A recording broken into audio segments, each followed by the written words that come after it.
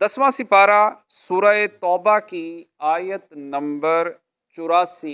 84۔ اللہ رب العزت کا فرمان عالی شان ہے،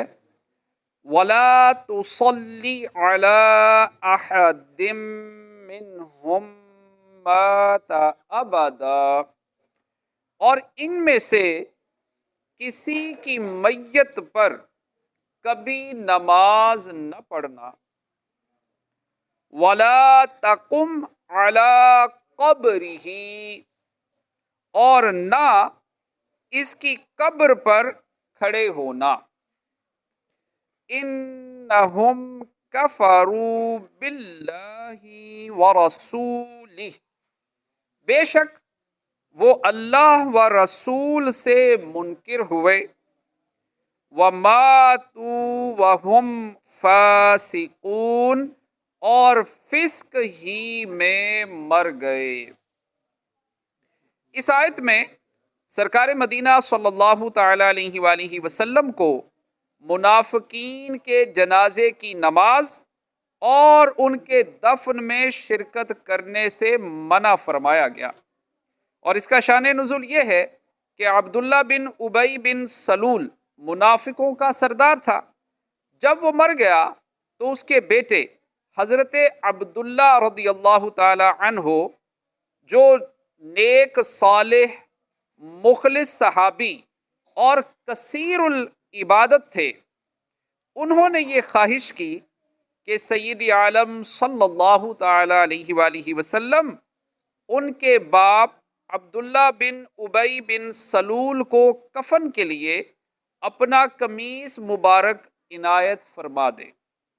اور اس کی نماز جنازہ پڑھا دے۔ حضرت عمر رضی اللہ تعالی عنہ کی رائے اس کے خلاف تھی، لیکن چونکہ اس وقت ممانعت نہیں ہوئی تھی اور حضور اکرم صلی اللہ تعالی علیہ وآلہ وسلم کو معلوم تھا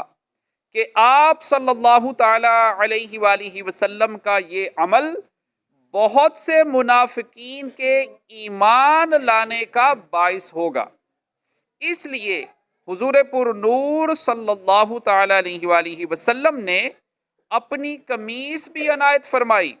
اور جنازہ میں شرکت بھی کی۔ قمیص دینے کی ایک وجہ یہ بھی تھی کہ نبی کریم صلی اللہ تعالی علیہ وآلہ وسلم کے چچا حضرت عباس رضی اللہ تعالی عنہ جو بدر میں اسیر ہو کر آئے تھے، تو عبداللہ بن ابی نے اپنا کرتا انہیں پہنایا تھا۔ حضور انور صلی اللہ تعالی علیہ وآلہ وسلم کو اس کا بدلہ دینا بھی منظور تھا، لہٰذا آپ صلی اللہ تعالی علیہ وآلہ وسلم نے قمیص بھی دی اور جنازہ بھی پڑھایا۔ اس پر یہ آیت نازل ہوئی، اور اس کے بعد پھر کبھی سرکار دو عالم صلی اللہ تعالی علیہ وآلہ وسلم نے کسی منافق کے جنازہ میں شرکت نہ فرمائی، اور حضور اکرم صلی اللہ تعالی علیہ وآلہ وسلم کی وہ مصلحت بھی پوری ہوئی۔ چنانچہ جب منافقین نے دیکھا کہ ایسا شدید عداوت والا شخص جب سید عالم صلی اللہ تعالی علیہ وآلہ وسلم کے کرتے سے برکت حاصل کرنا چاہتا ہے، تو اس کے عقیدے میں بھی آپ اللہ عز و جل کے حبیب صلی اللہ تعالی علیہ وآلہ وسلم اور اس کے سچے رسول ہیں، یہ دیکھ کر ایک بڑی تعداد مسلمان ہو گئی۔ اس آیت سے معلوم ہوا کہ اگر کوئی کافر مر جائے تو مسلمان پر لازم ہے کہ وہ اس کے مرنے پر نہ اس کے لیے دعا کرے اور نہ ہی اس کی قبر پر کھڑا ہو۔ افسوس فی زمانہ حال یہ ہے کہ اگر مسلمانوں کے ملک میں کوئی بڑا کافر مر جاتا ہے تو مسلمانوں کی سربراہی کے دعوے دار اس کے مرنے پر اس طرح اظہار افسوس کرتے ہیں جیسا کوئی ان کا اپنا مرا ہے، اور اگر اس کی قبر بنی ہو تو اس پر کھڑے ہو کر دعائیں کرتے ہیں۔ یہ دعا بالکل حرام ہے۔ آیت کی مناسبت سے ہم یہاں کافر، فاسق اور مسلمان کے جنازے سے متعلق چند شرعی مسائل ذکر کرتے ہیں۔ نمبر ایک، اس آیت سے ثابت ہوا کہ کافر کی جنازے کی نماز کسی حال میں جائز نہیں، اور کافر کی قبر پر دفن و زیارت کے لیے کھڑا ہونا بھی ممنوع ہے۔ اور یہ جو فرمایا اور فسق ہی میں مر گئے، یہاں فسق سے کفر مراد ہے۔ قرآن کریم میں اور جگہ بھی فسق بمعنی کفر وارد ہوا ہے، جیسا کہ آیت افمن کان مؤمنا کمن کان فاسقا، تو کیا جو ایمان والا ہے وہ اس جیسا ہو جائے گا جو نافرمان ہے۔ نمبر دو،